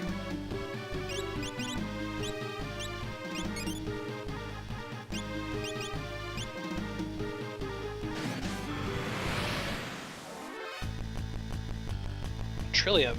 Remember, this particular configuration of enemies led to many a game over for Child Marstead. Like, I remember I would just keep trying to get all the way back to the boss in this area. I'd run into this group of enemies and they'd kick my ass over and over. You can kind of screw yourself in this area if you're under leveled and you get to the save point and you save your game there and you don't have enough like potions and Phoenix Downs. You can make it so you can't conceivably get out of here without dying.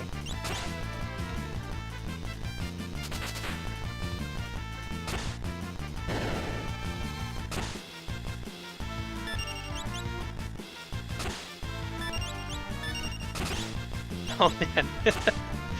So sometimes, you know, games can be a little bit of a crawl. Some of Chrono Cross has been pretty slow. I love that game, but the battles are really, really slow, so sometimes it's like a bit of a slog to finish it up.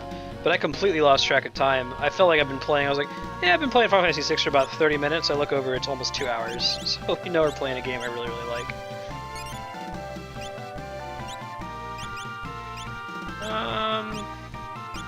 No, it's fine.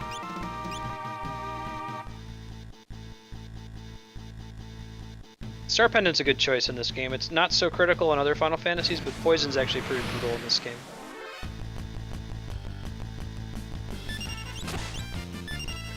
I think, is the blind status broken in this game too? I think that's another glitch with Final Fantasy VI.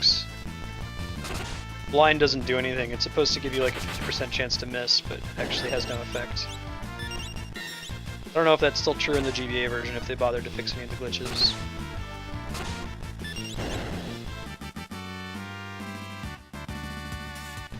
I'll have to look that up, because that'll influence my itemization. I agree with you 100%, D-Rock.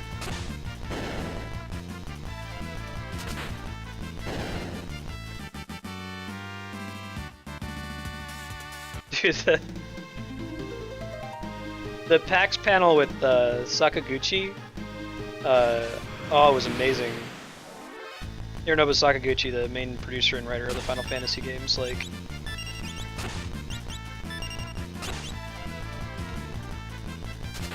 He was laughing about Final Fantasy VII being so popular and how his personal favorite is 6.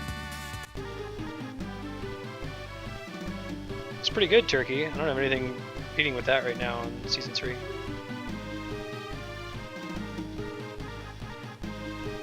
No, I'm with you, D-Rock. We'll do 8. I've given it multiple tries. Like, I have played 8 and hated it and said, look, let me give myself 3 years of separation from this game, and maybe I'll come back to it and change my mind. I'll have a fresh adult perspective and I'll think differently on it. And that's never been the case. Every single time I go back and play it again, I'm mad again. I think we can do this efficiently. They don't have MP, so she can heal the whole party and then we can just use a sleeping bag on her and not waste a tent. See, that's smart adult Dylan who's been playing RPGs for a long time. Kid me would just blow all his tents for no reason.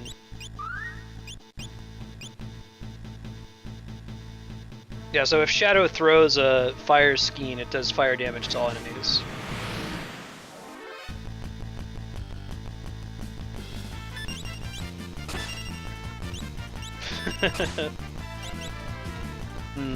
I think auto crossbow kills all of them except for the mammoth, so we should probably have them target the mammoth. So we'll find out here.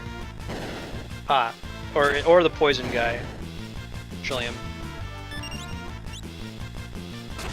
Ooh, that's pretty bad, D-Rock.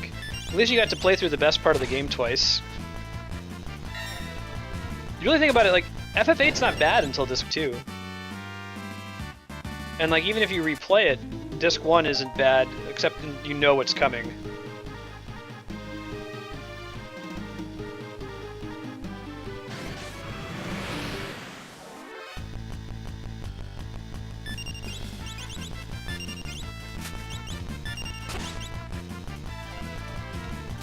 Alright, we're gonna try to do this boss battle down here, and I think the next time we can save, we'll save and sign off for the night. I kinda wanna keep playing, but I try not to play over schedule.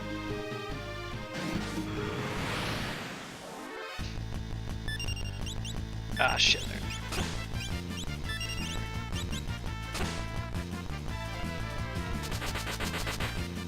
Guess it matters which way they're facing, yeah.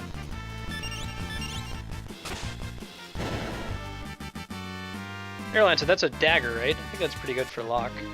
Can be. Hey, it's Vargas.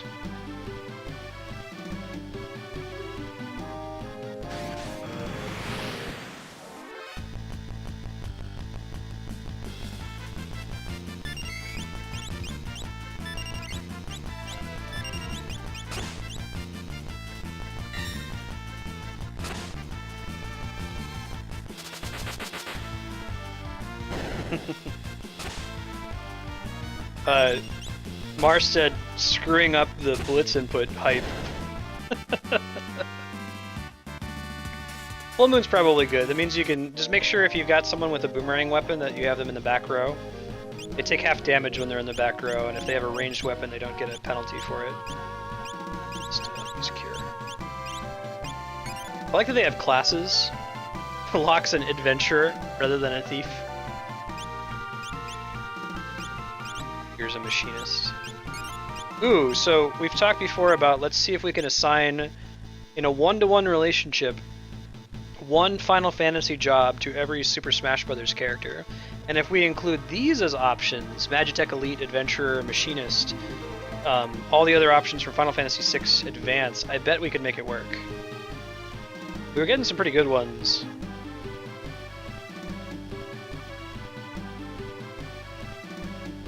Mega Man's definitely a blue mage. Uses enemy abilities.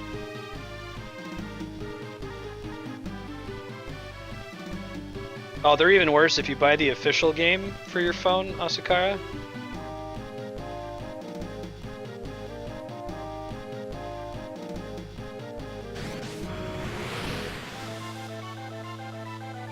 Quick, does someone know the pummel input? I don't remember. Is it left, right, or right, left, right? Or neither?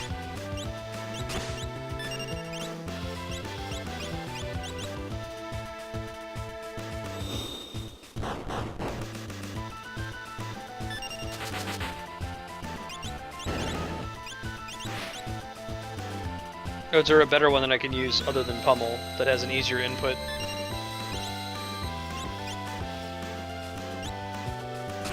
Left, right, left, thank you.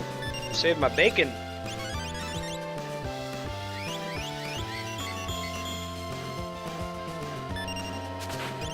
Don't think he's anything with stealing, we can try.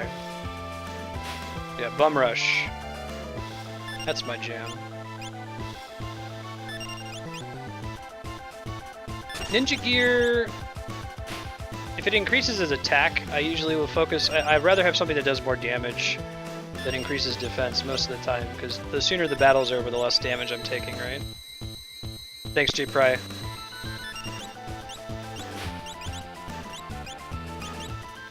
I'll try one more steal and then just hit him.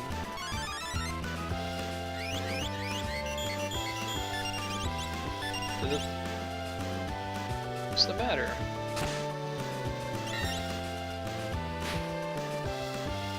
Oh, it's just a potion.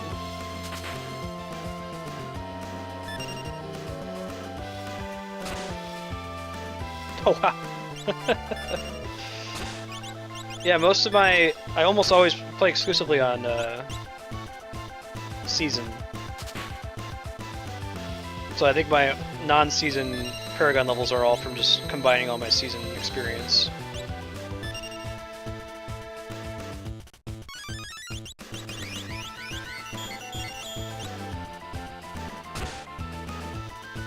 Enough of this. Great Beyond. Alright. Sabin to the rescue. Why'd you kill Master Duncan? Not true, bro. I ain't sneering. Alternate universe where you get Vargas instead of Sabin in your party.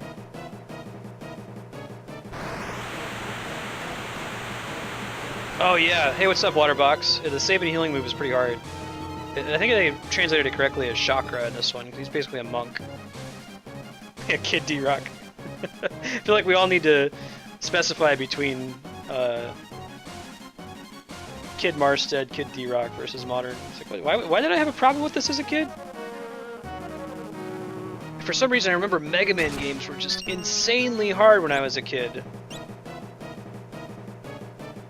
Alright, pummel! Raging Fist, I guess, in this translation. First try. What? You know that?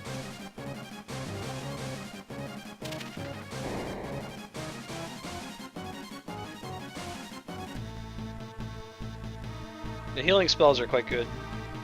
Sabin, what's up, bro? Got a big forehead, man.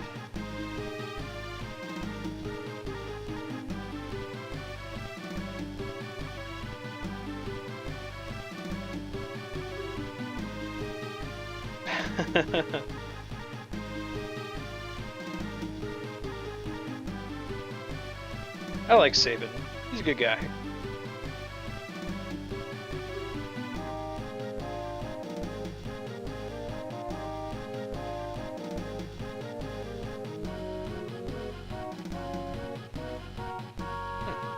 Nope. No puppet state for Figaro.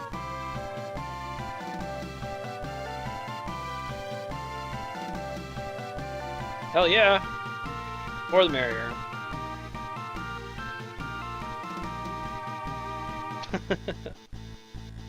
Like the exchange nods. Hey, tomorrow night, how's it going? Right. Let's see, what's your DLC?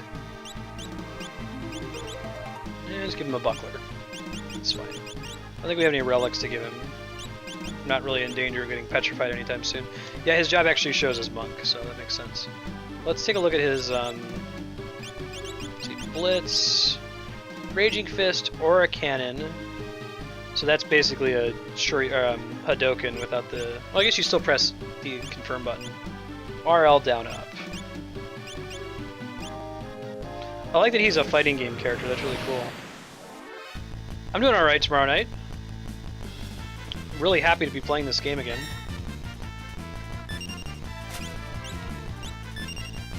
The question is, yeah, I'm not going to be able to put in the Hadouken input with this shitty D-pad. I have one of those cool, like, limited edition silver Xbox controllers that has, like, the twist-out D-pad that's a little less crappy, but, the shoulder buttons on it broke, so I gotta use this one. We'll stick with Pummel. We can do that.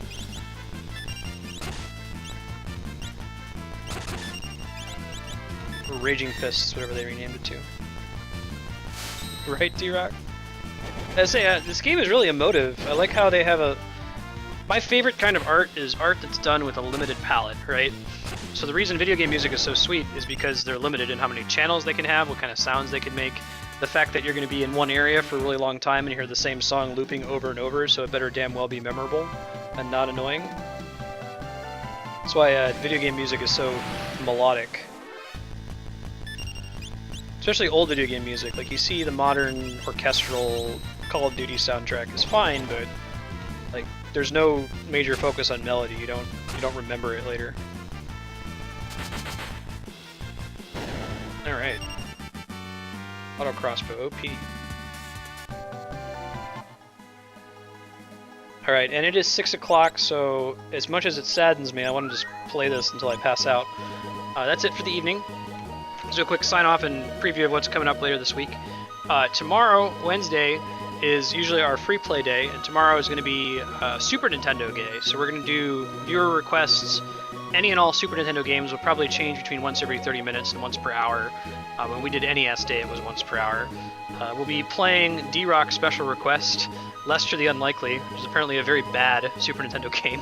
So if you have some bad games you want me to try or some good games, bring them up, we'll play them on stream. Thursday and Friday, we're picking back up with Final Fantasy VII. We're in Disc 2. We've just gotten Cloud back in our party, so we'll keep playing from there. Metroid Prime as well on Thursday and Friday. And I've got a free play block on Thursday, Friday that I might just keep doing Final Fantasy VI because I really like this game and I want to play it sooner rather than later. But worst case scenario, we'll resume with Final Fantasy VI next week's Monday and Tuesday. This weekend, on Saturday morning from 8 a.m. to 12 p.m. Pacific time, we are going to do my Dungeons & Dragons campaign, which we're on session number 2. So we're going to do a couple of rebroadcasts this week, give you a chance to catch up on that. You can check my YouTube channel. Also has a quick 30-minute highlights reel if you want to catch up on D&D. But make it to that D&D game if you can. It has all kinds of JRPG references. We use video game sprites in the game and lots of sweet video game music, especially from like the Final Fantasy and Chrono Trigger series. You guys have a good night. Have a sweet Tuesday. We'll see you tomorrow for Super Nintendo Day. Catch you later.